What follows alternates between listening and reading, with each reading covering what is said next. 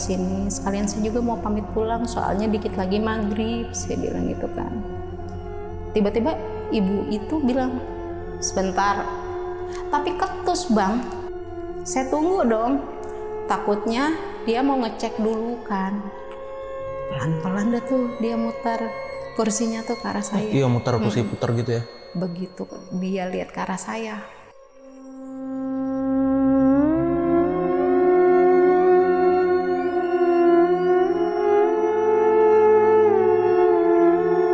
akhirnya nggak lama ada perempuan datang, tapi dia nembus dari pintu depan.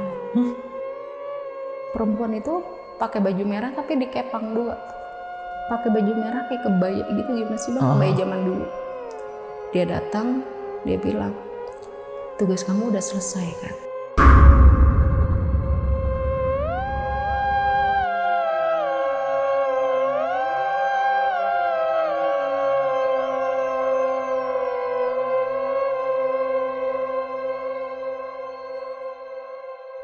Assalamualaikum warahmatullahi wabarakatuh. Salam sejahtera untuk kita semua. Kembali lagi di Lonceng Misteri, masih bersama gue Gilang. Dan malam ini gue kedatangan seseorang yang bakal nyeritain kejadian-kejadian horor ketika dia bekerja di sebuah catering yang ada di Jakarta. Dan dia ini ngalamin kejadian horor yang gue bilang parah banget, di luar akal sehat banget. Dan ya udah, pastinya langsung aja kita kenalan dulu sama narasumbernya. Di sebelah gue udah ada Teh Rini. Ya lu Teh? Iya bang. Thank you Teh ya udah datang ke sini buat nyeritain bang. ini. Teh, ini waktu itu kerja di tempat catering ya. Iya. Tempat catering ini punya salah seorang Bu Haji katanya, Iya, Bu Haji. Bugis. Dan waktu itu ada pesanan nih. Iya, order. Waktu itu ada orderan ke salah satu gedung yang ada di Jakarta. Oke, langsung kita spill aja, ini Menara Saidah ya. Iya, Jalan MT Haryono. Jalan MT Haryono. Siapa yang nggak tahu Menara Saidah? Itu kalau sahabat lonceng memang yang bukan di daerah Jakarta apa Jabodetabek, itu bisa searching aja Menara Saidah itu kayak gimana sekarang. Dan kejadian ini itu Teteh alamin 2011. Oke, Menara Saidah itu dikosongkan 2007, which is 4 tahun kosong. Dan pada saat itu memang belum ada ya informasi mengenai, belum ada apapun informasi tentang Menara Saidah ya waktu itu. Teteh belum tahu juga. Belum, karena kan itu posisi saya kerja baru nyampe, belum 1 minggu dari kampung. Oke, belum 1 minggu dari kampung udah kerja di catering. Dan Dapat tiba-tiba orderan itu. dapat orderan ke Menara Saidah, dan nggak tahu kalau menara itu sebenarnya udah kosong 4 tahun yang lalu ketika Teteh kerja ya. Katanya temen Teteh, ini Teteh ngalaminnya kan bertiga nih bersama temen Teteh. Tadi kita udah ngobrol-ngobrol di depan sebentar, ngalaminnya bertiga. Dan salah satu temen Teteh sampai sekarang masih trauma banget kalau denger nama. Jangankan lewat denger kata Menara Saidah aja udah nggak mau dia. Udah trauma banget ya karena kejadian ini yang Teteh alamin bertiga. Dan ini gue bilang kejadiannya serem banget. Jadi Teh ditahan dulu ya cerita detailnya. Buat sahabat lonceng yang penasaran sama cerita Teh Rini, wajib banget nonton video ini dari awal sampai habis. Jangan ada yang di skip. Dan buat kalian yang belum subscribe Lonceng Misteri, buruan langsung subscribe Lonceng Misteri biar gue makin semangat ngasih konten-konten horor lainnya sama kalian semua. Teh Rini, langsung kita mulai aja Teh ceritanya. Iya, siap abang.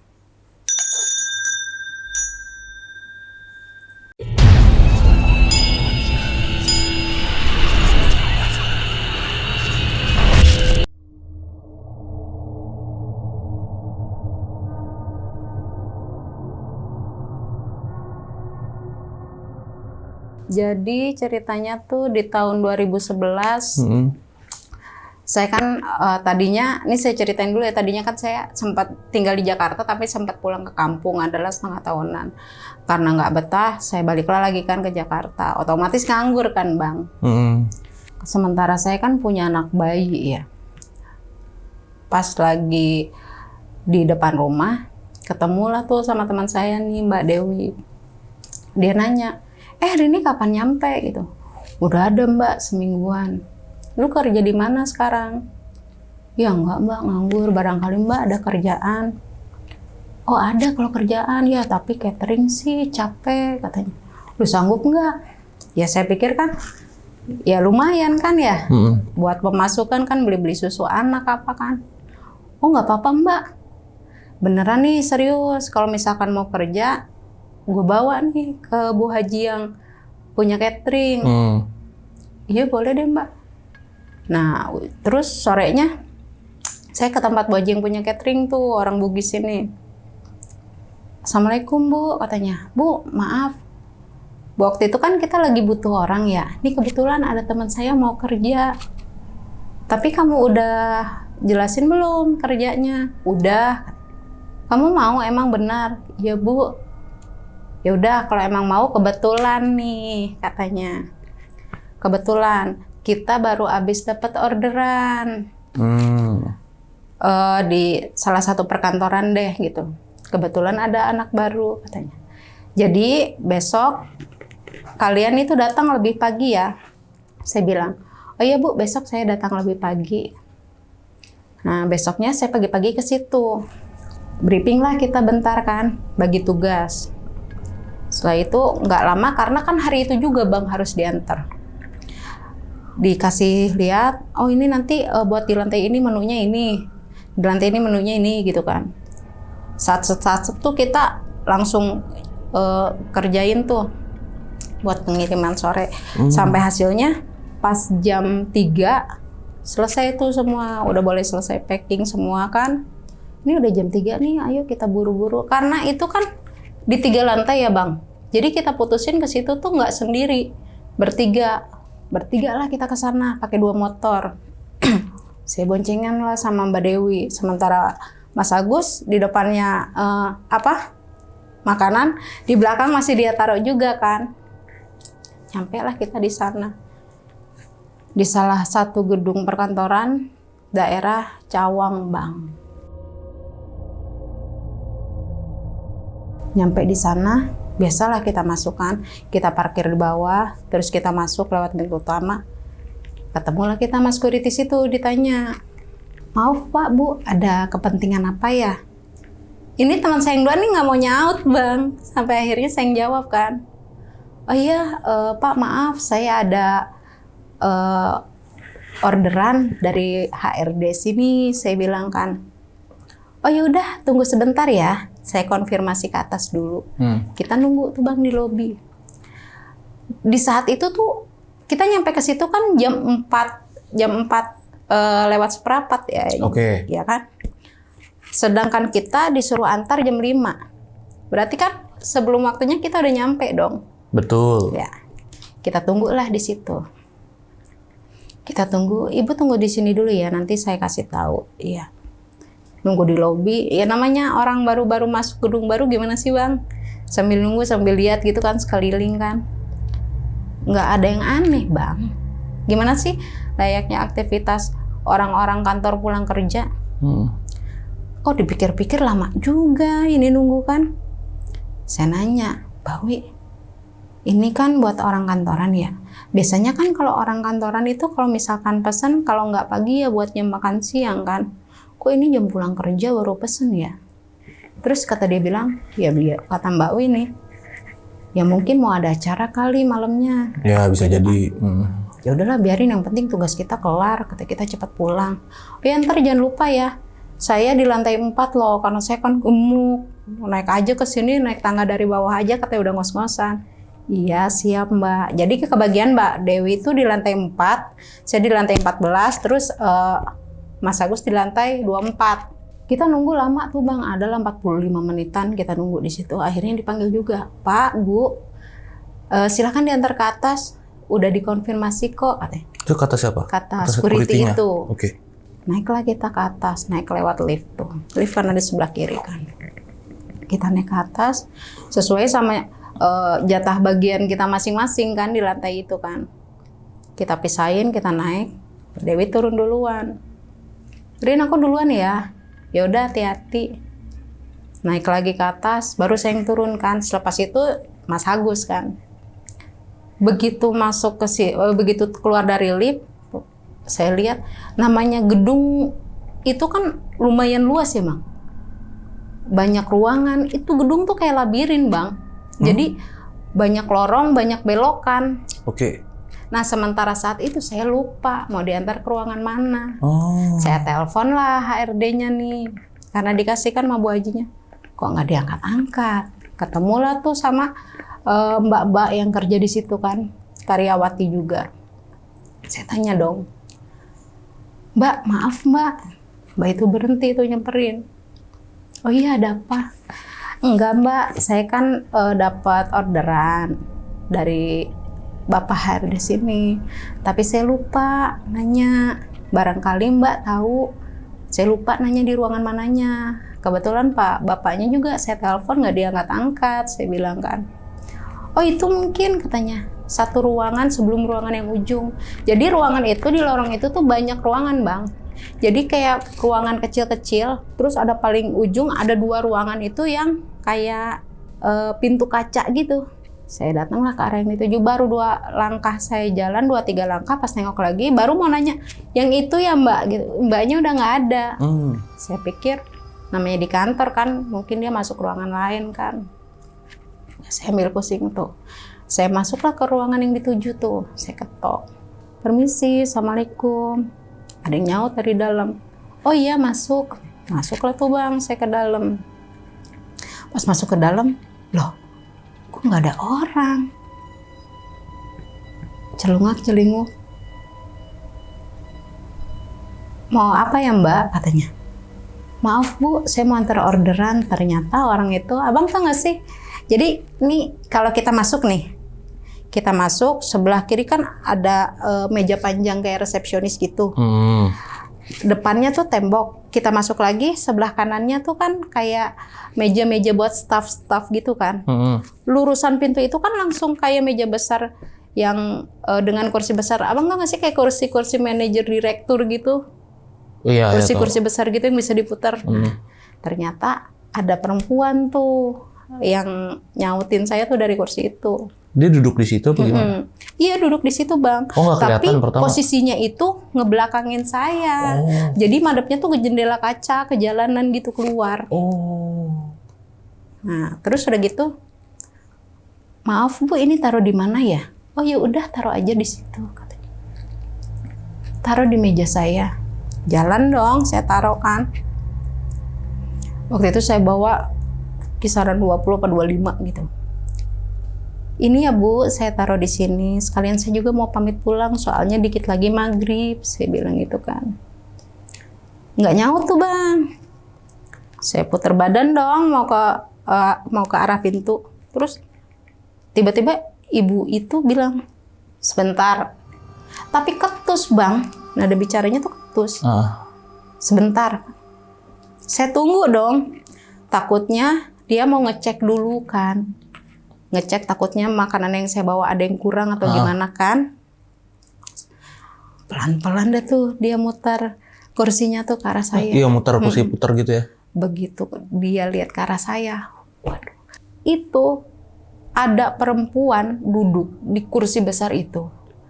Mukanya itu hancur Bang. Matanya yang satu tuh hampir keluar. Keluar sih nggak, kayak hampir keluar gitu gimana sih? Lah gila. Tapi tetap dia pakai pakaian kantor, pakai baju kerja. Itu nggak bakalan saya lupa tuh, ingat banget. Dia kayak pakai kemeja bahan sifon gitu, kerahnya tinggi, ada pitanya panjang, tapi itu basah sama darah gitu. Terus nggak lama pas begitu saya lihat, saya lari itu tapi sambil muka saya tuh ke arah dia. Badan saya lari tapi muka saya tetap ke arah dia. Ya sekarang gimana nggak muka saya tetap ke arah dia? Begitu dia ngasih lihat, dia berdiri, terus pelan-pelan tuh dia jalan tuh lempeng. Dia kan ini meja besar ya Bang. Itu dia jalan lempeng. Jadi si meja itu mah dia ditembus Bang. Tembus. Sambil gini-gini. Mending kalau dia itu sambil manggil-manggil napasnya tuh kayak gimana sih Bang ngorok orang sekarang? Lari lah. Begitu nengok, langsung kena pintu. Itu buka-buka pintu susah banget.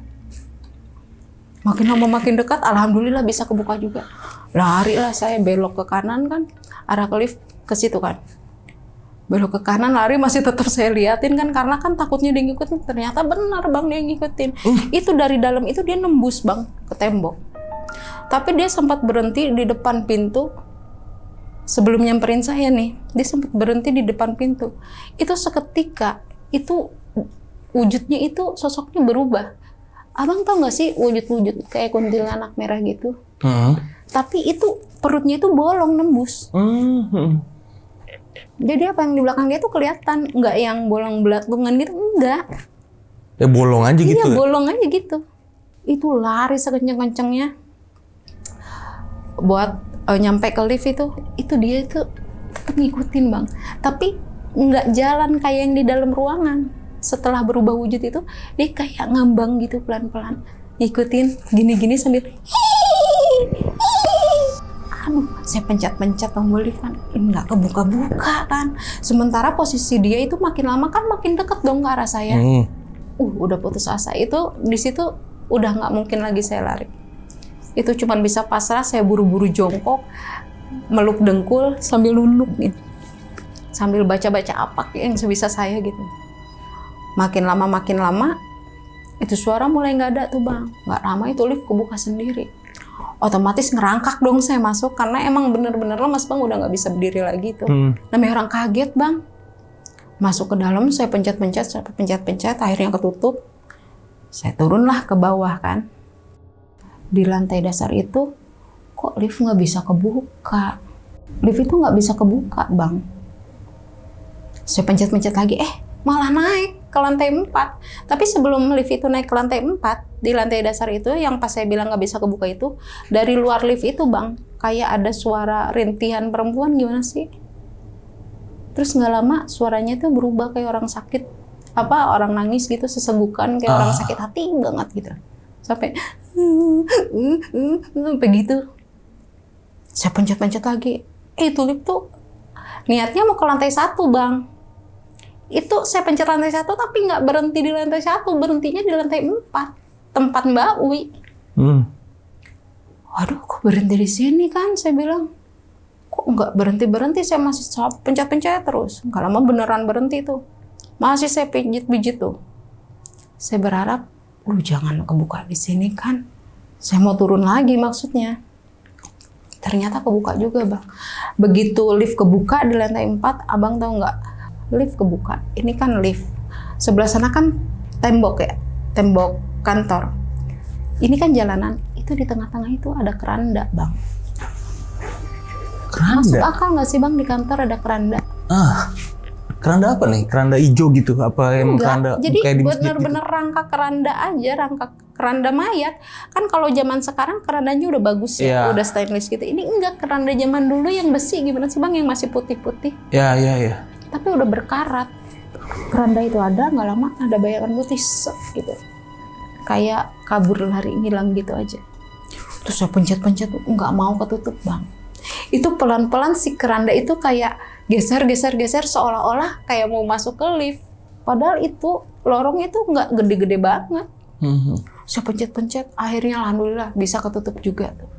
Pas lagi panik-paniknya, bunyilah HP. Bikin jantung saya makin copot itu karena emang nggak saya silent kan. Ternyata Mbak Dewi telepon. Dia bilang, pas dia telepon saya angkat, suaranya tuh kayak putus-putus gitu. Dia bilang, halo Rini di mana? Katanya. Dalam lift Mbak. Dia bilang, oh alhamdulillah, cepet turun ke basement, saya tunggu di bawah. Cepetan, dia bilang. Iya Mbak, saya turun tunggu di bawah. Turunlah saya ke bawah Bang, karena saya tahu lantai 1 tuh nggak bakal kebuka. Untungnya Mbak Wi kan nunggunya di bawah kan. Begitu saya turun ke bawah, nyampe basement, pintu lift kebuka kan. Taunya teman saya tuh benar-benar nunggu depan pintu. Pintu kan ada 2 ya, lift tuh. Dia nunggu di pintu, benar-benar pintu yang tepat Bang. Saya kaget lihat dia. Dia kaget lihat saya. Begitu pintu kebuka, Mbak Dewi udah diri di depan, rambutnya kan panjang. Acak-acakan Bang. Muka pucat, rambutnya acak-acakan. Saya pikir penampakan, taunya teman saya. Saya kaget lihat dia, dia lebih kaget lihat saya. Mbak Wi, kaget, saya pikir penampakan, saya bilang gitu kan. Dia cuma yang gitu aja. Gak lama saya keluar aja nggak dihirauin sama dia Bang. Dia cuma diem terpaku di situ kaku. Sambil melotot nggak ngedip-ngedip. Ternyata pantesan Mbak Dewi kaget. Ternyata begitu saya keluar, saya nengok ke arah lift, ada 6 orang di dalam lift itu. Padahal setahu saya di lift itu cuma sendiri, Bang. 5 orang?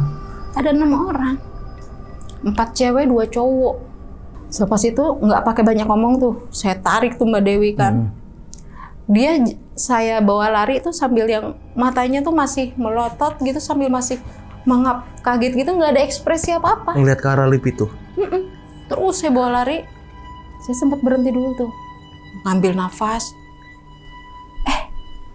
Dengar kayak ada suara berisik-berisik gitu, gimana sih kayak banyak orang aktivitas gitu.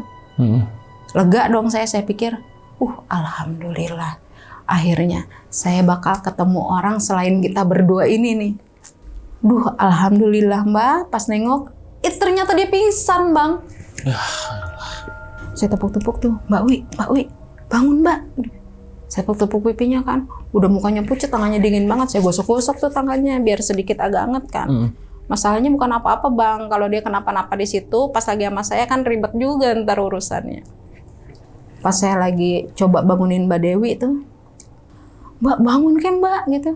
Sambil saya bopong ke sini kan, karena badan dia gemuk kan, jadi setengah saya seret kan. Yang penting istilahnya kita bisa keluar berdua gitu loh. Saya bawa terus kan, Mbak Dewi lari itu ke pusat suara yang tadi saya bilang ke abang rame-rame itu. Begitu udah nyampe, makin saya jalan kan makin dekat itu pusat suara ya. Begitu udah nyampe di pusat suara itu Bang, ternyata di situ bikin saya makin bingung. Itu pusat suara yang rame itu, yang saya bilang kayak banyak suara orang, itu nggak ada siapa-siapa Bang. Di situ? Tapi suaranya masih ada, masih rame. Gimana sih Bang? Tempat apa itu yang pusat suara itu? Basement juga. Basement biasa juga? Salah satu space di basement itu ya? Iya. Karena kan basement itu luas. Nah udah gitu, saya bilang, kok nggak ada siapa-siapa, tapi suaranya rame di situ. Gimana sih, kayak ada orang ngobrol, orang ketawa gitu. Ada suara kayak anak-anak lari gitu, suara tapak-tapak kakinya apa. Duduklah tuh saya sebentar sambil mikir kan. Aduh ini tempat kok begini amat, saya bilang kan. Pas saya coba bangunin Mbak Dewi lagi, karena emang kan dia gemuk, jadi saya nggak kuat, saya tuh tetap bangunin dia. Saya bilang, Mbak bangun kan Mbak.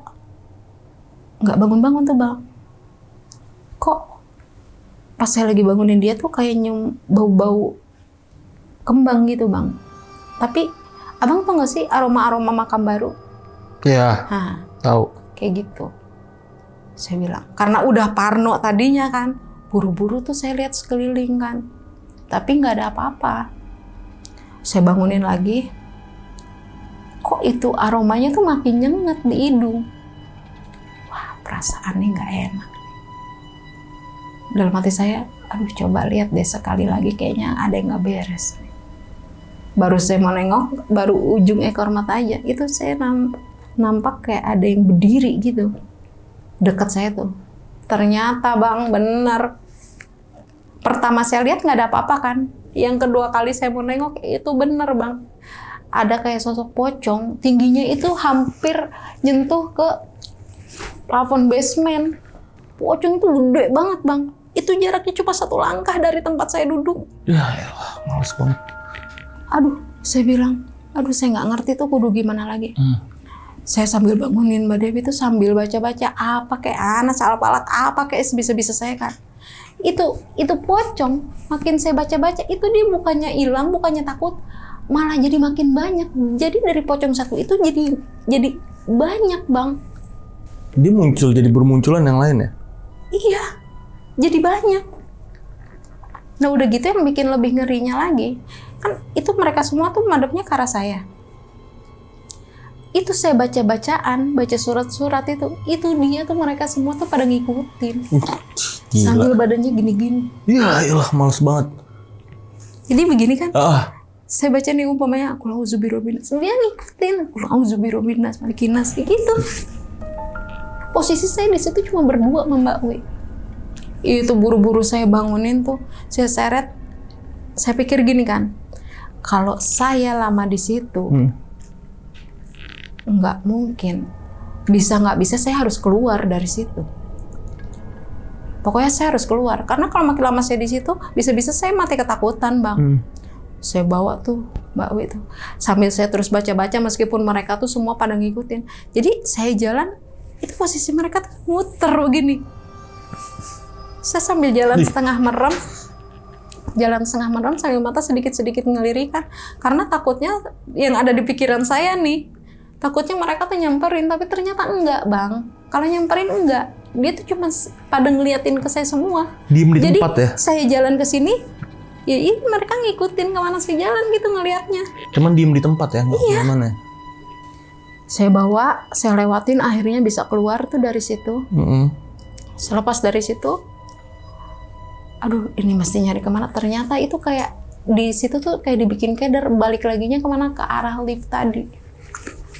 Saya bilang, ya udahlah, coba saya cari jalan lewat lantai lain kan. Saya masuklah menuju ke lift nih. Sebelum masuk saya tuh mikir gini loh.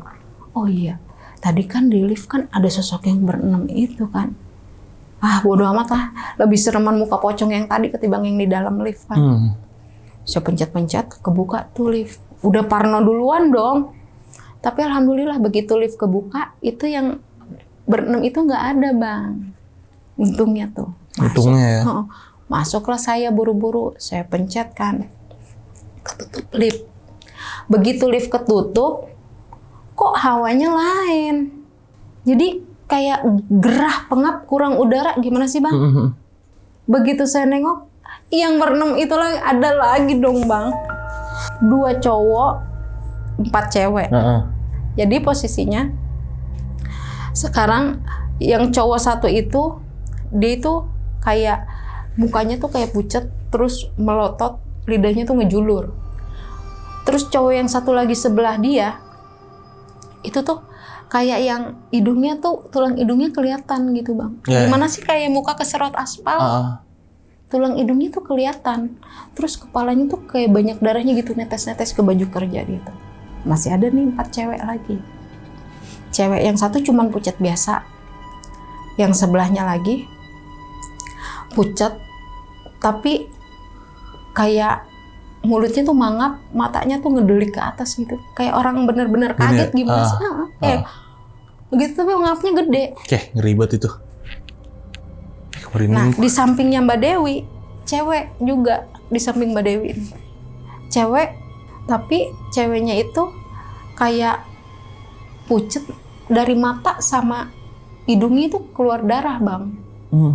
Mulutnya, abang pernah lihat gak sih kayak yang mulutnya lebar gitu sampai ke bawah gitu?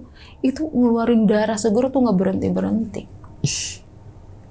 Itu sejelas itu Teh Rini ngelihat semua itu ya? Sekarang posisi di dalam lift itu cuman ada kita doang Bang. Gimana saya nggak jelas ngelihat. Begitu saya nengok ternyata di samping saya masih ada juga. Tapi kayak sosok perempuan gitu, sosok perempuan. Mulutnya nganga, tapi lehernya itu hitam Bang, kayak bekas cekekan gitu. Oke, berarti ini ada 7 isinya? Ada 6. Kan tadi 2 cowok nih? 2 cowok, 4 cewek. Oh iya. Yang sebelah saya tuh lehernya tuh hitam, kayak bekas cekekan gitu. Tapi matanya tuh mendelik kayak putih semua gitu. Oke, berarti sekarang ini Teteh lagi di dalam lift bersama mereka nih. Mereka berenam ini mukanya muka orang Indonesia apa bukan? Setahu Teteh. Orang Indonesia, Bang. Orang Indonesia. Jadi mukanya. kayak dari pakaian yang mereka pakai itu kayak baju-baju kantor gimana sih Bang? Ya baju-baju orang kerja aja, kemeja gitu ya, casual biasa ya. Terus. Akhirnya saya pencet-pencet. Itu saya pikir bodo amat lah keluar dari di mana kan. Keluarlah itu di lantai dasar, akhirnya bisa kebuka juga. Di lantai apa keluar? Lantai dasar. Yang tadinya nggak bisa kebuka tuh. Sampai akhirnya ke lobi itu saya kan. Bawa keluar Mbak W. Jalan pelan-pelan. Itu tuh waktu saya masuk, saya tadi bilang ke abang kan, kondisinya semua serba aman kan. Gimana sih, rame kayak kantor biasa. Itu begitu keluar suasananya itu udah beda banget Bang. Udah beda banget. Gelap, cahaya sih ada. Cuman kayak dari ngandelin cahaya-cahaya ruangan yang kebuka, itu pun jauh. Karena kan di gedung itu banyak banget ruangan Bang. Nggak lama pas saya nengok, itu saya lihat kayak ada di tengah lobi itu Kan di lobi itu ada kayak apa? Kolam kecil tuh kayak air mancur. Yang ada patungnya. Saya ke situ, itu tuh dia duduk tepat depan air mancur itu. Berarti kan di tengah-tengah lobi itu makhluk sosok yang besar itu. Taringnya panjang, matanya merah, berbulu lebat banget. Wah gila. Duduk dia di situ? Iya, dia duduk begini.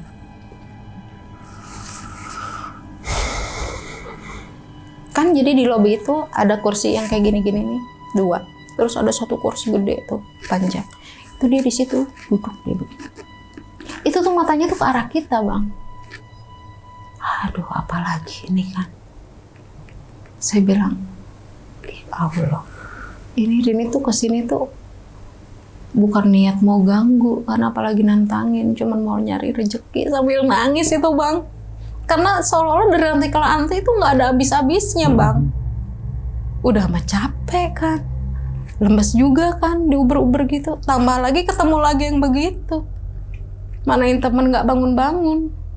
Saya seret tuh, sambil baca-baca tuh saya seret pelan-pelan kan.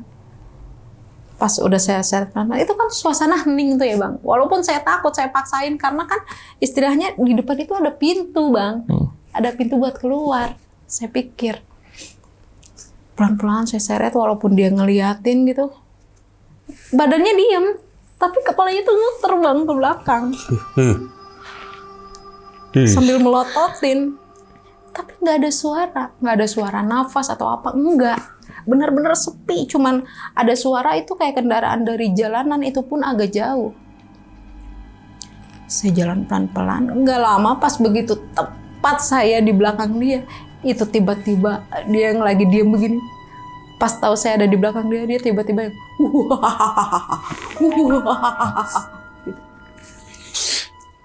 kebayang nggak sih, Bang, kagetnya? Auto loncat tuh saat itu juga. Mbak Wi jatuh di situ. Iya berat ya. Dia belum bangun-bangun. Udah gitu. berat, kaget tuh, Bang. Dia belum bangun-bangun itu. Belum. Nah pas jatuh dia kepentok lah ujung kursi kan. Oke, aku tahu kenapa dari tadi movementnya Karini ini lama karena sambil nyeret Mbak Wi kan. Iya. Karena kalau memang Karena kan badan dia gemuk. iya sambil nyeret itu makanya Mbak Wi tuh bisa ngelihat semua detailnya kan. Karena sambil berusaha nyeret dia sambil ngeliat detail kan. Iya. Iya, karena kalau memang Itu pun badannya cuman yang ke bawah sebelah. iya masuk akal di mana karena kalau cuman memang lari itu cepet banget. Iya. Bakal tek tek tek tek selesai lah, Karena kabur. nggak mungkin dong saya tinggalin teman saya kan. Iya. Pasti kan jadi pertanyaan dong. Loh, Dewi mana? Umpamanya saya bilang masih di sana. Kenapa lu nggak ajak? Kenapa lu tinggal? Pasti kan gitu, Bang. Nah, terus udah gitu masih ketawa Mbak Dewi jatuh kepentok. Dari situlah dia bangun, Bang, akhirnya. Si Mbak Winya, oke. Dia bilang, aduh, ini ada apaan ini? Kata dia gitu kan. Alhamdulillah akhirnya bangun juga kan. Dia bangun, ayo Mbak, kita mesti buru-buru keluar, Mbak. Iya sebentar, saya bangunin tuh, kaki saya tuh naik. Jadi di belakang kursi kayak begini kan ada kayak kayu gitu ya, Bang. Saking udah nggak ada tenaganya, Bang, kaki saya naikin ke kayu itu, saya tarik tuh tangan Mbak Wi, bangunkan. Begitu bangun, itu dalam hati saya, jangan sampai Mbak Wi lihat ke belakang dia kan. Karena pas tepat di belakang dia kan, itu genderuwo itu, Bang. Iya. Apesnya, begitu dia berdiri, dia nengok ke belakang. Atau pingsan lagi, Bang. Ya elah si Mbak Wi. Gak lama, saya bawa tuh Mbak Wi kan. Pas udah nyampe depan, ternyata itu pintu nggak bisa dibuka, Bang. Dikunci. Pintu kan, apa? posisi pintu itu kayak ada sensor gitu. Kalau kita keluar kan itu dia kebuka sendiri. Iya, iya. Itu nggak mau ngebuka? Nggak mau. Sampai akhirnya mau nggak mau saya harus lewatin itu lagi. Iya elah. Saya pencet-pencet ternyata tangga lift udah nggak bisa. Itu lift tuh udah nggak bisa, Bang. Mau nggak mau saya cari jalan lain dong. Saya lewat tangga darurat lah turun ke bawah. Abang tau nggak sama di tangga? Itu kayak ada perempuan. Saya kan udah turun nih. Itu Mbak nyeret-nyeret lewat tangga itu. Ya iya. Wah, Mau gila. gimana lagi? Untungnya turun ya. Iya. Turun tangga untungnya ya. Nah pas udah gitu kan posisi tangga turun gini, terus kita belok gini kan. Pas belok pasti kan kita bisa lihat ke atas kan. Itu di atas tuh kayak ada perempuan gini. Itu rambutnya tuh panjangnya dari atas sampai ke bawah, Bang. Masuk akal nggak sih? Ya Itu terus saya bawa turun. Begitu nyampe bawah, pas udah di basement itu, waduh, ini jangan-jangan mesti ngelewatin yang tadi lagi nih. Tapi alhamdulillah enggak, Bang. Akhirnya saya bisa keluar, ketemulah security itu di depan 2 orang. Ditanya lah saya, security itu ngeliatin dari saya masih jauh, diberhentiin. Mbak, itu kenapa? Dia nunjuk ke Mbak Wi. Itu kenapa? Katanya. Mbaknya dari mana? Saya bilang dong, saya dari dalam, Pak. Loh, bingung mukanya. Dari dalam. Ngapain? Saya ngantar orderan, Bang, tapi di dalam banyak setan, saya bilang. Sambil bawa lagi keluar, karena saya tuh kayak setengah percaya, setengah nggak percaya. Ya kalau itu security beneran, Bang. Kalau bukan, saya bawa keluar. Ini kan pos security nih. Jalan dikit, udah pagar kan. Saya bawa keluar, saya dudukin lah tuh. Di depan menara tuh. Kan ada taman tuh. Ada yang tempat pohon-pohon itu. Saya dudukin Mbak Wis itu. Saya beli air. Saya minumin ke dia walaupun bleberan karena kan belum sadar kan. Nggak lama handphone saya bunyi. Ternyata Kang Agus telepon. Begitu lihat, oh iya saya baru ingat. Kita kan ke situ bertiga. Iya sama Kang Agus. Wah, lihat Kang Agus yang telepon. Belum diangkat udah puyeng duluan kepala saya, Bang. Takutnya dia masih di atas. Udah susah payah saya keluar, masa iya saya harus ke atas lagi? Mana dia lantai paling atas lagi, lantai 24. Lantai 24 ya? Iya. Nah udah gitu, ternyata enggak. Saya angkat kan. Halo Kang. Halo, Rini di mana? Dewi di mana? Dia bilang gitu. Ini udah di luar, Bang. Oh, alhamdulillah. Kamu di mananya? Katanya, di sebelah mananya? Biar saya jemput, saya samperin. Kata dia gitu kan. Saya kasih tahu tuh lokasi saya. Nggak lama, datanglah Mas Agus. Datang Mas Agus ke situ, kita buru-buru nyetop taksi. Jadi sih motor yang kita bawa itu kita tinggal gitu aja, Bang. Karena buat balik lagi ke dalam situ, rasanya udah, aduh nggak deh. Saya stop taksi, yang ada di benang kita cuman, kita udah nggak mikirin entarnya bakal diomelin atau dipecat sekalipun, nggak mikirin. Yang penting kita udah buru-buru nyampe rumah gitu aja. Terus si security yang tadi gimana? Cuman ngeliatin gitu aja. Ngeliatin aja? Nggak nanya, nggak apa? Enggak. Nah terus selama di taksi itu kita putusin buat bawa Mbak Wi ke klinik dulu. Karena kan udah 2 kali pingsan tadi kan. Takutnya kenapa-napa. Habis bawa Mbak Wi ke klinik, baru kita antar pulang. Terus kita pulanglah ke rumah masing-masing.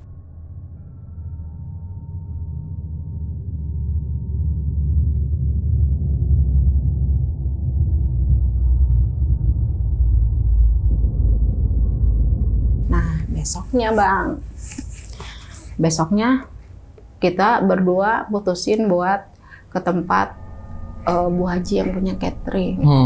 Karena kan dengan posisi seperti itu kita kan nggak tahu itu orderan makanannya gimana kan. Niatnya kita mau ngadu, ya mau dimarahin kayak atau dipecat, ya itu mah terserah dia lah gitu. Janjian lah saya sama Mas Agus nih. Begitu janjian, ketemu di depan rumah Bu Haji, kita berdua masuk. Ketok-ketok kan, Assalamualaikum, saya bilang. Begitu buka, Bu Hajinya tuh mukanya kayak sumringah gitu Bang. Sini masuk-masuk, katanya gitu. Kita sambil rada bingung ya, kok Bu Hajinya mukanya biasa-biasa aja kan. Sini masuk-masuk, katanya. Aduh, kemana aja? Kemarin kecapean ya? Ditungguin kok sampai malam nggak balik-balik lagi, katanya gitu, kata Bu Haji. Mau saya kasih upah juga udah pada banyak duit ya, nggak butuh duit. Belum kita kelar ngomong Bang, terus Bu Haji langsung nyeletuk gini, oh iya itu order makanan yang kamu antar tuh kemarin, katanya kayaknya orang kantor itu pada suka deh sama menu masakan kita, bahkan dia pesen lebih banyak lagi buat sorein. Langsung tuh saya sama Kang Agus tuh langsung lihat-lihatan sambil melotot. Pesan lagi lebih banyak buat sore ini, gak salah. Padahal kita datang ke situ tuh maksudnya kita mau ngadu sama Bu Haji. takutnya orderan itu tuh nggak nyampe gitu kan, atau gimana gitu kan, namanya kita ketakutan Bang. Ternyata katanya mereka itu suka, bahkan mereka ngorder lebih banyak lagi. Saya biarin dulu deh tuh Bu Haji ngomong. Lebih banyak lagi, bahkan katanya siang ini mau dia bayar semua katanya uangnya. Ntar dulu Bu Haji, loh kenapa? Harusnya kalian seneng dong, kan dapat bonus katanya. Kata Kang Agus, bonusnya tinggal bonus katanya. Lama kita duduk tuh, saya ceritain lah kejadian yang saya, Mbak Dewi sama Kang Agus alamin tuh Bang. Bu Haji kaget, tapi dia tuh kayak setengah percaya nggak percaya gitu Bang. Sampai akhirnya Bu Haji tuh mutusin buat, oh Dewi sakit. Iya Bu, saking shocknya dia tuh sampai sakit, makanya dia nggak ngikut ke sini sekarang. Sampai motor aja masih kita tinggal di sana. Oh pantesan saya pikir di rumah kamu. Kalau di rumah kamu sih nggak jadi masalah gitu kan. Karena kan itu motor, istilahnya motor inventaris dari tempat kerja buat ngantar-ngantar makanan Bang. Nah setelah itu diputusin lah sama Bu Bos nih ke rumah Mbak Dewi jengukan. Pas nyampe di rumah Mbak Dewi, Bu Haji nengokin Mbak Dewi. Dari situ Mbak Dewi juga ngomong. Jadi dari sejak pulang itu kan kita belum cerita nih satu sama lain. Nah, pas di rumah Mbak Dewi kita baru cerita tuh satu sama lain gangguan yang kita alamin masing-masing. Dari situ Bu Haji baru percaya. Setelah pas itu kita pamit kan, pas kita mau pulang dipanggil lah sama ibunya Mbak Dewi. Bentar-bentar katanya Dek, itu Dewi itu malam 2 kali kesurupan. Sampai manggil Ustadz buat ngeluarin. Maksudnya Bu, kesurupan gimana? Iya, emang abis ngantar dari mana sih? Dewi itu 2 kali kesurupan kuntilanak merah. Jadi itu kuntilanak tuh ngikutin sampai ke rumah. Dan kita juga nggak tahu kalau posisinya tuh waktu itu Mbak Dewi tuh lagi datang bulan. Pas abis dari situ, kita putusin buat ngambil motor kan. Kita jalan lagi ke sana, Mbak Dewi minta ikut. Kita bilang jangan Mbak kan belum sembuh. Dia bilang, pokoknya saya harus balik lagi ke sana. Soalnya kalau enggak katanya, si merah ini bakal ngikutin saya terus. Kata dia gitu. Akhirnya ya udahlah kita aja ke sana kan. Kita bertiga ke sana. Ketemulah sama security yang kemarin nanya saya tuh Bang. Lagi. Kata security itu gini. Nah, ini nih ibu yang kemarin nih katanya gitu. Iya Pak, maaf Pak. Ada apa lagi Bu? Enggak gini Pak. Saya mau ngambil motor yang kemarin saya bawa ke sini, masih di dalam. Ya lagi Ibu ngapain ke dalam-dalam? Sekarang kalau kalian mau ngambil motor silahkan ke dalam, tapi kalau bisa jangan naik-naik ya. Kita masuk ke dalam. Mas Agus bilang gini, Rin, tolong anterin yuk ke atas. Loh tadi kan nggak boleh Mas ke atas. Dompet saya jatuh di sana. Saya sih kalau uang sih nggak jadi masalah. Kayak KTP, ATM apa bisa diurus lagi. Itu ada foto anak saya yang udah meninggal. Nggak tega juga dong Bang. Iya. Kita balik lagi tuh ke atas. Tapi posisi yang kemarin kita datang dengan lift yang masih bisa dipakai, terus suasana gedung yang masih bagus lah gitu ya. Itu sama yang kita datang setelah tahu itu udah beda banget Bang. Pas kita ke sana, kita pencet emang lift udah nggak bisa, udah dipalang sama kayu. Kan sebagian dari kayak besi-besi liftnya itu, kan kalau kayak lift gitu di atasnya suka ada nomor gitu kan yang nyalain. Itu udah karatan. Berarti kan emang udah bener-bener nggak bisa dipakai. Terus yang lobby yang tadinya kita lihat juga ada kursi apa itu nggak ada Bang, udah kosong. Bersih sih tetap bersih nggak, tapi ya maksudnya nggak sekotor gimana sih bangunan yang nggak pernah diinjek orang Bang. Tapi ya emang udah nggak ada barang-barang. Udah kosong aja gitu. Iya. Akhirnya kita naik ke atas pakai tangga darurat kan bareng Mbak Dewi pelan-pelan. Begitu nyampe di lantai 14, kan lorong banyak ya. Coba Mas ke sana, saya ke sini. Di lantai berapa? 14. Bukan lantai 24 tadi si Mas Santo. Enggak, dia kan si Mas Agus tuh nyamperin saya juga Oh, ke lantai iya. 14. Jatuhnya tuh dompetnya di situ. Lantai 14 aja tuh. Pas saya buka pintu, saya ngeliat tuh kayak ada perempuan loncat Bang dari jendela. Gila. Keluar itu ya? Iya. Cuman kan karena kita udah tahu ya, jadi walaupun kita takut nggak sekaget yang pertama, Iya, Bang. benar. Wah, itu mah palingan emang penunggu di sini kan. Saya jalan, terus nggak lama ketemu Mas. Ketemu ini katanya ada dekat kamar mandi. Tapi di kamar mandi itu katanya saya ngelihat ada rambut banyak banget katanya. Ya udah nggak usah diurusin, ayo kita buru-buru turun. Turunlah. Terus kata Mbak Wi bilang, "Tar dulu kita ke lantai 4 dulu." Aduh, ngapain lagi? Ini si merahnya minta dilepas di situ. Sampai akhirnya kita turun lewat tangga darurat ke lantai 4. Terus Mbak Dewi bilang, "Nih udah ya, saya antar kamu pulang, jangan ikutin saya lagi." Kita turun ke lewat tangga darurat ke lantai dasar. Begitu nyampe lantai dasar, Bang, kita pikir tuh udah nggak bakal ada gangguan apa-apa lagi. Abang tahu nggak? Tadi semua makhluk yang saya ceritain itu, tiba-tiba itu muncul di situ semua, Bang. Di lantai dasar itu. Wah, kacau. Karena kan kita pikir, oh siang mana ada sih? Iya. Bener dong. Itu yang bikin kita nggak seberapa takut tuh karena posisi siang. Nggak sore, siang. Siang mana ada lah. Ternyata ada, Bang. Itu ngumpul di situ semua. Yang di basement yang itu di situ semua. Langsung itu beringsatan. Mbak Dewi sama yang lagi sakit pun dia pun ikut lari, Bang. Akhirnya nggak lama ada perempuan. Ada perempuan datang, tapi dia nembus dari pintu depan. Perempuan itu pakai baju merah tapi dikepang 2. Pakai baju merah kayak kebaya gitu, gimana sih, Bang? Kebaya zaman dulu. Dia datang, dia bilang, "Tugas kamu udah selesai kan? Ayo saya antar pulang." Wajah. Dia bilang. Itu kita diantar pulang, Bang, ke bawah. Abang tau nggak kalau misalkan kita turun basement, kan pasti begini ya. Baru naik kan, ya kan? Nah, kalau pas masih yang di bawah itu kan berarti masih gelap, nggak kena sinar matahari kan? Panas-panasnya pas naik itu kan, pas tanjakan.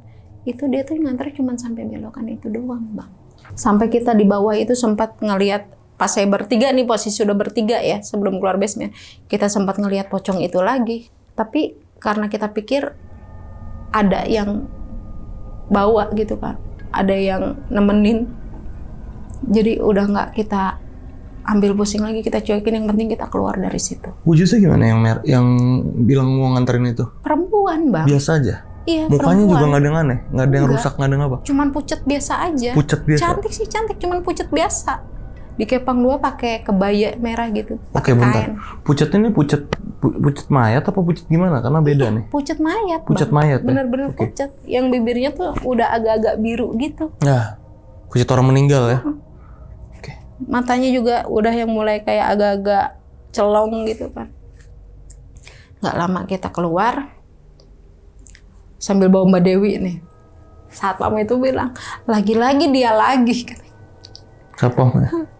Udah tahu begitu, kenapa masuk lagi? Digituin. Pasti dari atas ya. Digituin, satpam udah tahu langsung ya? nembak begitu, Bang. Kita udah nggak bisa ngomong apa-apa lagi. Udah bawa sini, bawa ke gardu, katanya bawa ke pos, suruh duduk biar bangun dulu. Akhirnya dikasih minum, saya kasih minyak kayu putih kan, bangun tuh. Terus security itu bilang, sebenarnya ini ada apa? Udah tahu katanya kemarin aja lari ngibrit. Mbak ini juga nih katanya. Saya tanya malah langsung cabut, nggak sopan banget. Maaf Pak, saya bukannya nggak sopan, saya bilang. Saya udah terlalu ketakutan di dalam, Mbak. Pak, saya bilang. Lagi Mbaknya udah tahu di dalam gedung kosong, ngapain masuk-masuk ke dalam? Ya saya kan nggak tahu, Pak. Saya cuma disuruh nganterin orderan doang. Saya bilang gitu kan. Mbak, kemarin pas ke dalam, itu sebetulnya gimana saya ceritain lah. Dan ternyata security yang saya bilang negor kita suruh nunggu di lobi, itu tuh nggak ada, Bang. Beda ya? Nggak ada. Saya bilang, kemarin emang pas masuk ke sini, nggak ada yang jaga di depan. Ada, Pak, saya bilang. Berempat malah di pos security sini. 2 bapak-bapak, yang satu gemuk, yang satu udah agak ubanan, yang 2 lagi anak masih muda, itu udah nggak ada di sini. Security yang jaga cuman kita berdua. nggak ada yang lain. Jadi yang Mbak lihat itu nggak ada, Mbak. Terus security itu sempat mau, saya sih sebetulnya juga bukan Mbak doang yang begitu, saya juga sering Mbak di sini. Kalau setiap malam jagain, cuman pas mau cerita itu tahu nggak Bang, dari dalam basement itu kayak suara dum dum dum gitu. Sampai akhirnya dia nggak jadi cerita, disenggol kan temennya. Udah ditegur dari dalam, akhirnya dia nggak jadi cerita Bang.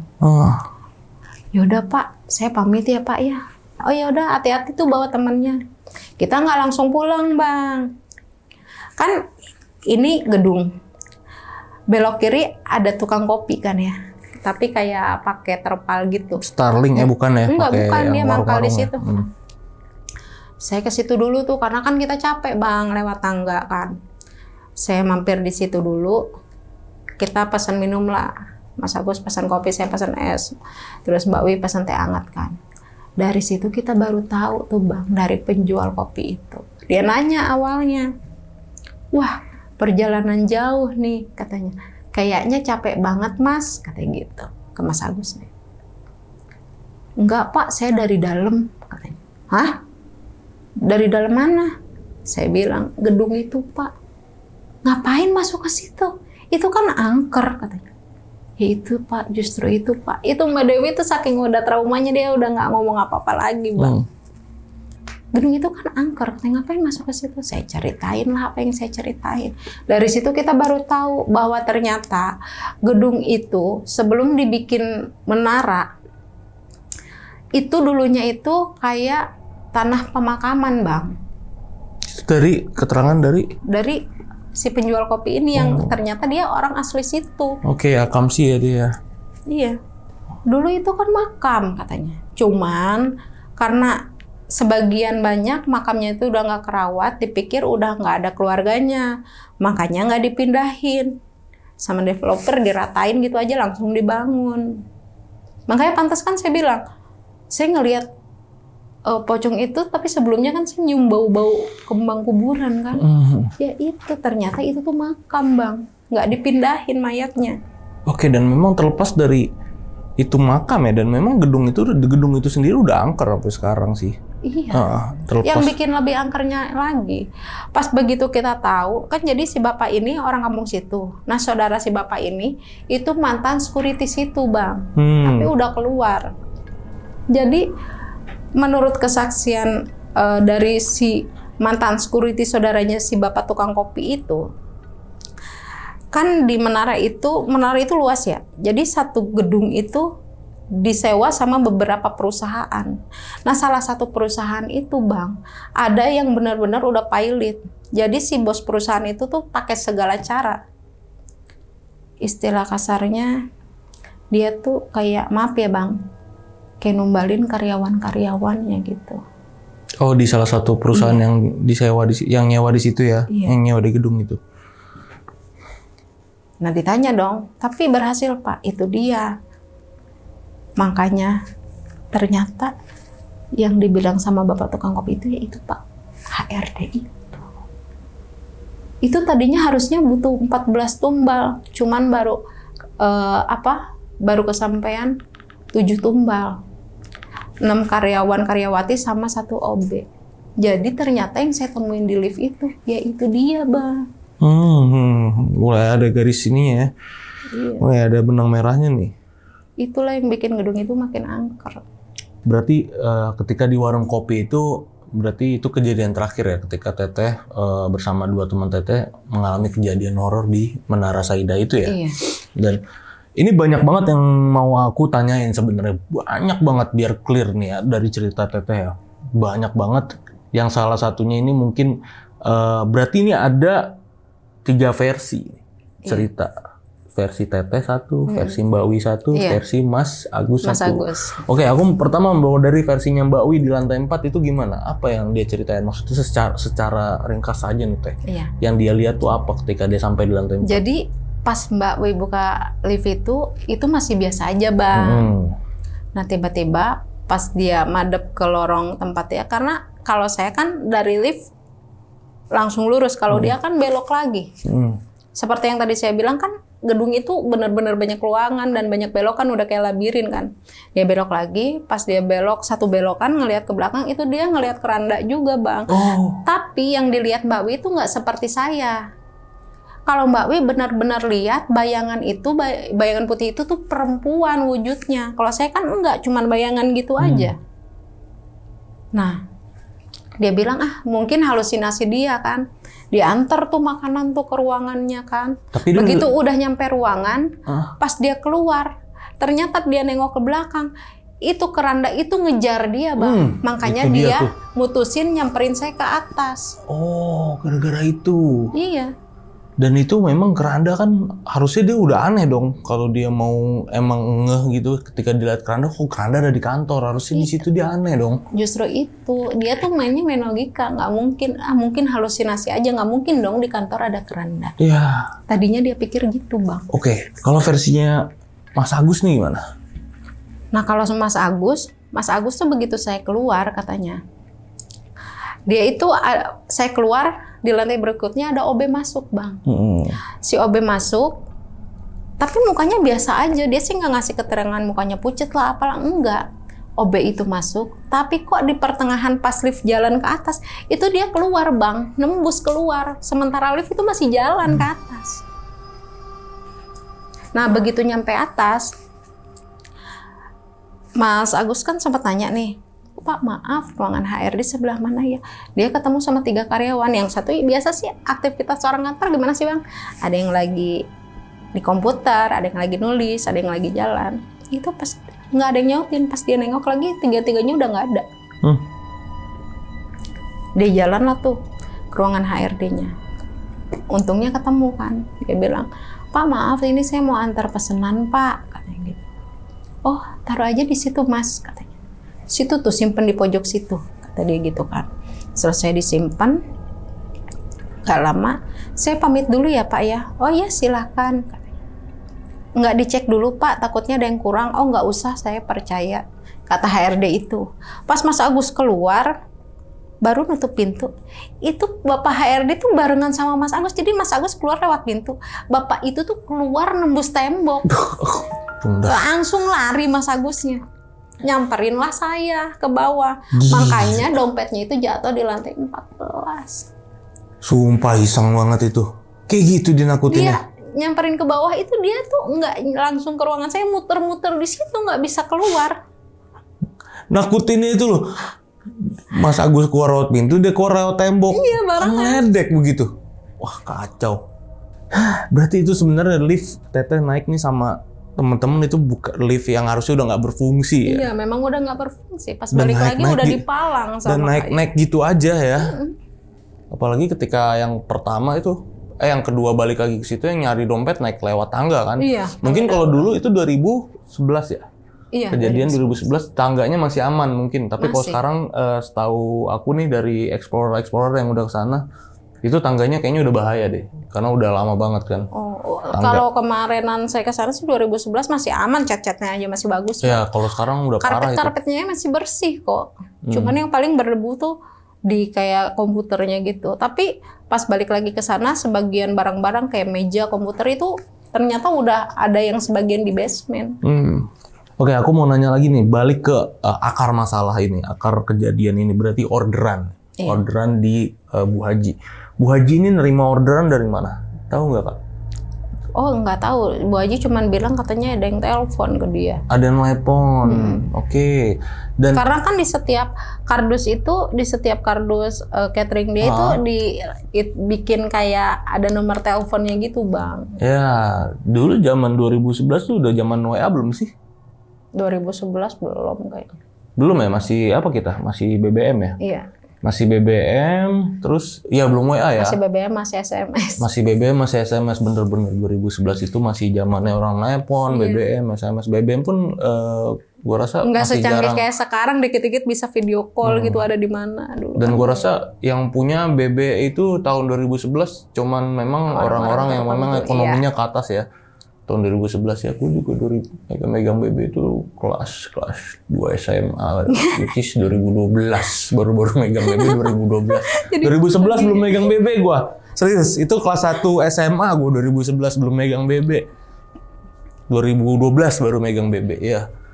Berarti ya masih zaman SMS itu, yakin banget. Dan jadi wajar lah kalau komunikasinya cuma bisa lewat telepon doang, Bang. Dan bayarnya dari mana? Kan pertama dia bilang Bu Haji, wah ini seneng nih, si yang menerimanya seneng. Oh, iya. Terus order lagi, nah bayarnya lewat Dia mana? bayar, katanya sih bilangnya bayarnya lewat bank, dia bilang. Tapi saya juga kurang paham sih. Makanya kalau misalkan kayak kita kan bayar cash, kita bisa lihat ya itu uang bener apa bukan gitu, ya kan? Kalau ke situnya saya nggak nanya sih sama Bu Hajinya, nggak sempet nanya. Si Bu Hajinya bilang itu bayar lewat bank. Bu Hajinya bilang gitu. Kan Teteh cerita nih kejadian semuanya. Terus Teteh nanya nggak ke Bu Haji itu yang order dia kirim siapa lewat Bu? rekening kata dia.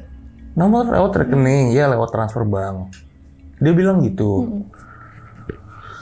Oke, dan namanya inget nggak nama si HRD-nya yang di lantai 14 yang tempat Teteh? Masih inget nggak sampai sekarang? Itu 2011 udah lama banget sih. Cuman nggak maksa inget juga sih. Udah lupa ya. Tapi kalau perusahaannya inget? Ingat. Perusahaannya inget? Oke, kalau perusahaannya jangan disebut. Tapi inget ya perusahaannya. Tapi ingat, tapi jangan. Pernah cross check nggak perusahaan itu memang pernah nyewa gedung di menara itu, pernah beroperasi di menara itu? Saya sih nggak cross check, cuman memang ada perusahaan itu. Perusahaan itu emang ada. Terus salah satu dari keponakannya Mbak Wi ini kerja di perusahaan itu, tapi tempatnya udah nggak di situ, gitu, udah beda, pindah kantor. Ya, beda kantor ya, beda cabang. Beda kantor dan sekarang beda kepemilikan. Oke. Berarti kantornya sebenarnya masih ada tuh ya? Ada. Cuman memang udah nggak di situ kantornya. Oke. Ini gue curiga malah sama Bu Haji. Makanya. Loh, karena nggak jelas kan siapa yang mesen, terus bayarnya dari mana.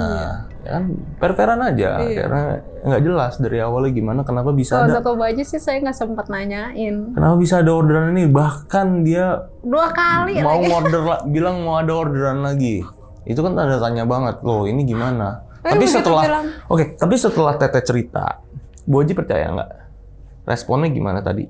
Waktu saya doang yang cerita mah dia nggak percaya. Dia nggak percaya. Begitu pas udah di rumah Mbak Dewi juga cerita, masa gue cerita baru dia percaya. Baru dia percaya. Terus responnya gimana? Ya kaget gitu. Terus abis itu akhirnya, udah dong nggak usah gitu. Yang pesan siapa dong? Dia juga kaget. Dia juga kaget berarti ya. Oke. Ya nggak tahu ya. Ya namanya kita curiga boleh ya. Tapi kan nggak tahu juga nih, sama-sama mungkin kondisinya pada saat itu sama-sama bingung bisa, apalagi zaman itu 2011 di mana media sosial nggak kayak sekarang. Iya, betul. Oke, dan kita langsung ya ke ini, nggak apa-apa nih, biar clear aja nih, biar sahabat lonceng, aku nggak mau di sini ada yang ganjel aja nih sama sahabat lonceng ya di rumah. Ketika ada orderan, Teteh datang nih sama teman-teman ke menara itu, datang nyampe. Di situ kelihatan berarti Menara Saidah. Iya. Ada tulisan data. Iya kelihatan ya, tapi memang ada alamatnya. Berarti memang nggak ada yang berubah ya, bentuknya sama semua. Ketika datang dan keluar sama dari depan. Berubahnya ketika di dalam aja. Iya, betul. Ya, udah clear di situ ya. Berarti berubahnya ketika di dalam ya. Ya, kebayang. Oke. Ya. Wih, ini gila sih, cerita parah banget. Baru denger cerita kayak begini, sedetail ini, separah ini, dan memang ya nggak tahu, namanya horor kan. Kita nggak ada yang tahu kapan kita bisa ngalamin, kapan kita apes, nggak ada yang tahu itu ya. Apalagi waktu itu 2011 tuh, wah kacau deh. Kalau mau dibandingkan sama sekarang mungkin ya kalau jauh. dulu secanggih sekarang mungkin ya pasti terkenal angkernya sih sebetulnya dari dulu ya. Karena sekarang kan banyak, emang kayak terkenal banyak berita-berita di sosial media. Ya, kalau dulu kan enggak. Dan memang itu di beberapa penyebab kenapa harus dikosongin, terlepas dari horor. Nggak tahu ya ada cerita horor apa enggak, tapi yang aku tahu itu menaranya udah nggak aman. Kenapa harus dikosongin? Karena memang menaranya sudah tidak aman, karena miring konstruksinya, jadi nggak boleh ada lagi aktivitas di sana. Terus yang ada pengaruh manajemen juga segala macam, nggak tahu lah manajemen menaranya tuh gimana, manajemen gedungnya itu kenapa harus dikosongin. Maka kenapa jadi kosong tuh begitu. Sebenarnya yang utama tuh karena menaranya miring. Karena memang kalau diperhatiin nih dari seberang menara Jelas. katanya jelas miring memang katanya ya. Cuman harus bener-bener simetris kita di depan sih menaranya. Kalau selama ini kan kita yang di Jakarta apa Bekasi apa di Jabodetabek lewat depan situ kan lewat tol apa lewat mana aja, ya biasa aja.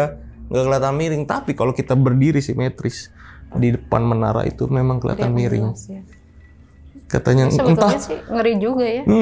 entah miring ke kiri, entah miring ke kanan, lupa. Waktu itu ada yang bilang emang miring katanya. Miringnya ke kiri kayaknya. Dan ya nggak bisa dirobohin juga karena kiri kanannya beresiko. Iya, betul. Kiri kanannya masih aktif kan, gedung-gedung yang di kiri kanannya itu. Iya, lebih ngeri lagi kalau dipaksain beroperasi. Bener, bisa roboh suatu waktu. Jadi ya udah terbengkalai sampai sekarang. Iya, sayang banget ya. Sayang, nggak tahu ada yang mau beli juga nggak tahu deh itu. Tapi sampai sekarang masih itu ada yang punya memang. Iya. Cuman ya beritanya udah kemana-mana nggak apa-apa lah ya. Mau gimana lagi, ya kan? Oke, intinya sampai sekarang tuh udah trauma deh. Ya. Makanya sampai tadi mau kesini aja ngelihat gedung itu, kayaknya, aduh, ngelihat sebentar udah langsung melengos. Tadi ngelewat juga ya kan? Lewat. Dari Dari Tanah Abang ke sini ngelewat. Tapi Mbak Wi sama Mas Agus nggak apa-apa teteh ceritain ini. Kemarin sempat saya ke tempat Mbak Wi. Mbak Wi, besok saya mau ke Lonceng Misteri loh. Ngapain? Mau ceritain masalah yang kita dulu di Menara Seida. Itu dia dengar kata Menara Seida aja dia udah yang langsung bilang, aduh nggak usah ngomong gituan ke gue. Kok mau cerita aja tapi nggak usah diomongin ke gue lagi. Oh, di trauma lagi. ya? Iya.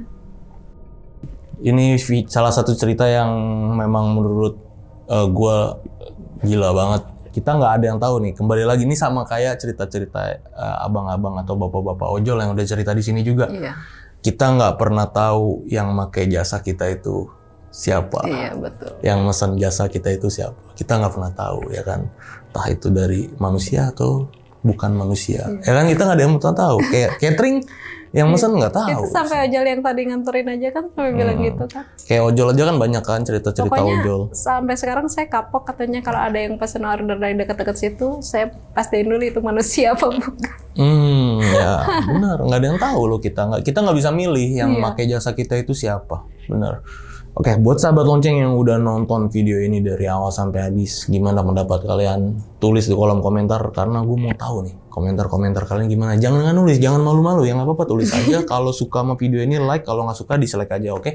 Dan buat yang terakhir nih, aku mau ngucapin banyak terima kasih nih sama Terry nih teh. Thank you banget ya. Sama-sama, udah nyeritain kejadian yang epic ini sama sahabat lonceng, terutama sama aku. Ntar kalau ada cerita lagi, memang kalau masih ada cerita lagi di sini ya. Siap, Dan buat sahabat lonceng yang pengen jadi narasumber juga, datang langsung ke Studio Lonceng Misteri sama seperti Terry ini. Caranya gampang banget, kalian itu bisa ke Instagram kita di @loncengmisteri. Bisa langsung klik aja link yang ada di bio Instagram kita itu nanti bakal ngarah ke WA admin kita ya. Dan ya akhir kata, gue Gilang Ahdi izin pamit, Terry ini juga izin pamit. Bye-bye.